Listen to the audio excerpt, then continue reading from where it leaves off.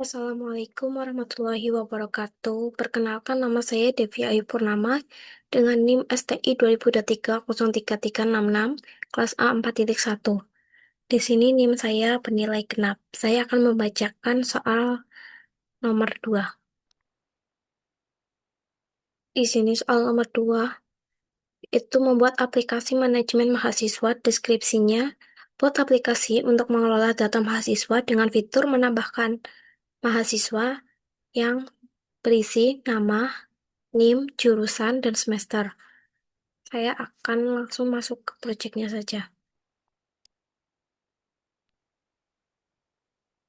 Di sini akan mulai saya run. Di sini yang pertama kita akan menambahkan NIM. NIM-nya itu STI 2023-03366. Namanya itu Livia Ayu Purnama. Jurusannya Teknik Informatika semester 4. Kita tambahkan.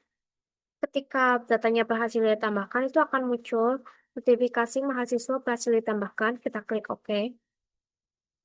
Dan secara otomatis, mahasiswa yang baru saja kita tambahkan itu akan muncul di tabel FYI Purnama. Lalu selanjutnya kita akan ke database-nya. Kita refresh dulu.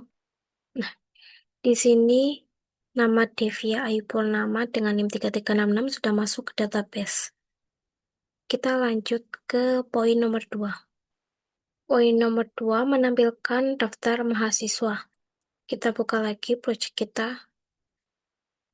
Di sini menampilkan data mahasiswa itu sudah ada.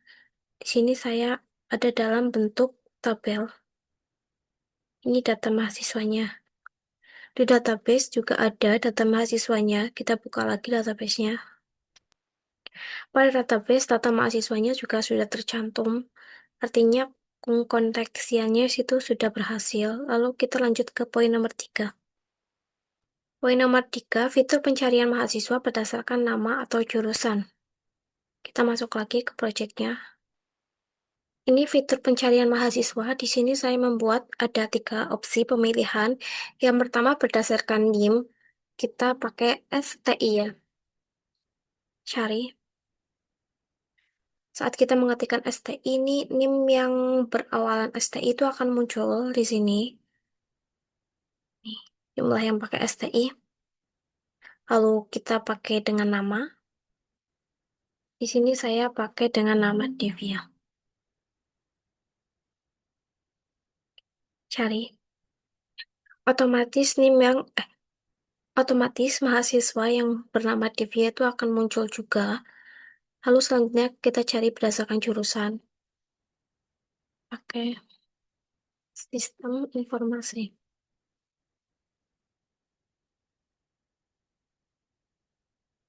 Nah, di sini saat kita mencari mahasiswa menggunakan jurusan, itu sudah muncul juga. Sistem informasi di sini kebetulan hanya ada 1. Lalu kita lanjut ke poin berikutnya. Poin berikutnya adalah menghapus mahasiswa berdasarkan NIM. Kita masuk lagi ke project. Di sini untuk menghapus, kita pertama setting dulu di fitur pencariannya jadi NIM. Kita masukkan NIM yang ingin dihapus.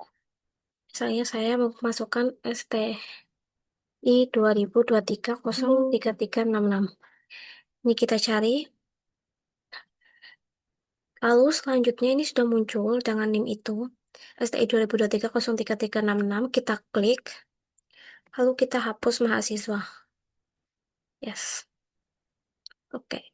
Lalu ketika berhasil dihapus, itu akan muncul keterangan mahasiswa berhasil dihapus, lalu kita oke. Otomatis di bagian mahasiswa, daftar mahasiswa itu dengan NIM tersebut sudah hilang ya.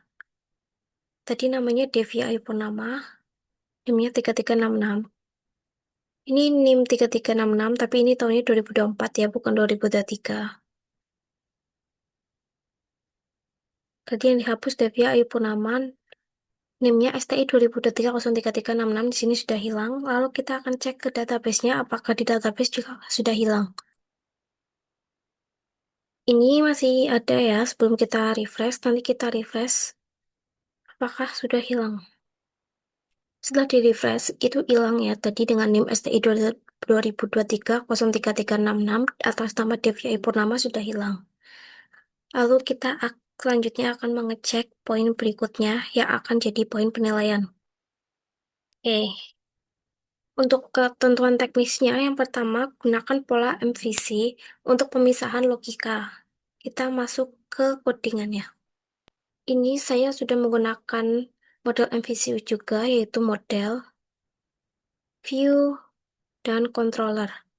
Di model sendiri, saya berisi database connection.java, lalu ada mahasiswa.java, lalu ada mahasiswa model.java. Lalu di view itu berisi mahasiswa view.java. Lalu controller berisi mahasiswa controller.java. Kita lanjut ke poin berikutnya.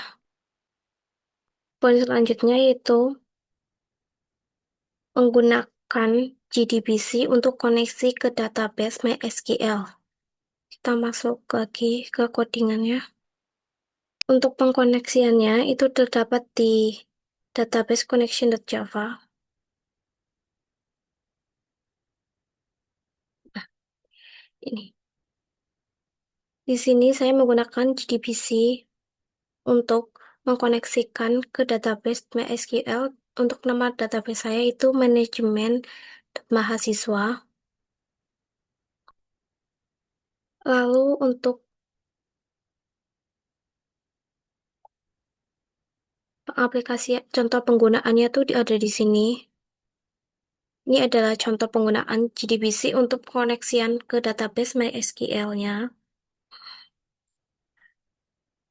Kita akan cek dulu apakah database yang saya tuliskan di sini itu sama dengan database yang saya buat. Namanya sama ya, manajemen mahasiswa. Lalu kita lanjutkan ke poin berikutnya. Lalu gunakan komponen JTabel untuk menampilkan data. Kita masuk lagi ke codingannya. Itu ada di sini. Ini adalah inisialisasi penggunaan tabel model. Lalu pada bagian ini adalah metode pengisian data pada tabel modelnya. Di sini ada NIM, nama, jurusan, dan semester. Itu adalah 3 data yang kita isikan ke dalam tabel modelnya. Dan tabel modelnya juga muncul pada tampilan GUI-nya. Ini. Kita menggunakan JTabel untuk menampilkan data. Datanya itu berisi nama, NIM, jurusan, dan semester. Kita lanjut ke poin selanjutnya. Oh, ini di sini ada kita masuk ke kriteria penilaian. Yang pertama penerapan OPP. OPP kita masuk ke kode kita tadi. Pertama kita akan masuk ke mahasiswa. Penerapan OPP yang saya gunakan itu ada enkapsulasi, inheritance, polimorfisme, dan abstraksi. Yang pertama, enkapsulasi itu data files diprivatkan dan akses data files diprivatkan, privat.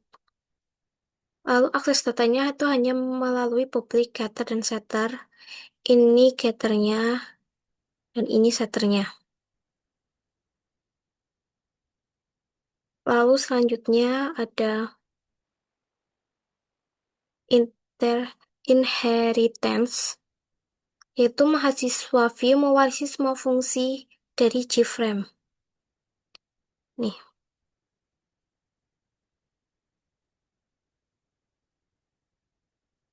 Lalu selanjutnya ada polimorfisme. Ini adalah polimorfisme bentuk pertama, yaitu view set add button listener. Lalu ini adalah polimorfisme bentuk kedua, view set delete button listener. Interface artinya itu interface action listener yang sama diimplementasikan secara berbeda. Ini untuk mendelete dan ini untuk menambahkan. Selanjutnya ada database connection. Ini adalah implementasi abstraksi. Lalu kita lanjut ke poin selanjutnya. Koneksi database dan query JDBC benar. Ini sudah kita buktikan tadi di atas, karena hampir sama. Koneksi database dan query JDBC benar, itu artinya kayak apa yang kita inputkan di codingan kita, di hasil run kita itu masuk ke database, dan tadi kita sudah cek juga hasilnya masuk. Lalu fungsi CRUD berjalan lancar. Kita langsung masuk ke codingannya. CRUD itu singkatan dari create atau menambahkan. Kita cari create. Itu ada di sini. Ini adalah C untuk CRUD yaitu create atau add yaitu artinya menambahkan. Lalu untuk selanjutnya untuk create ya ada di masih di controller. Lalu yang selanjutnya ada C-nya sudah. Selanjutnya adalah R. R-nya itu singkatan dari read atau membaca. Itu bisa juga search, itu juga termasuk ya mencari. Itu ada di sini public void search. U-nya itu update. Di sini saya nggak pakai update karena nggak ada di keterangan soal juga tidak ada perintah untuk mengupdate data. Di sini saya adanya itu mendalat data. Jadi kita langsung lompat ke D-nya karena U-nya nggak ada. D-nya itu adalah delete. Nah, di sini public void delete mahasiswa. Lalu langsung kita lanjut ke poin selanjutnya. Tampilan dan UX antarmuka atau GUI-nya. Di sini ada tampilan GUI-nya.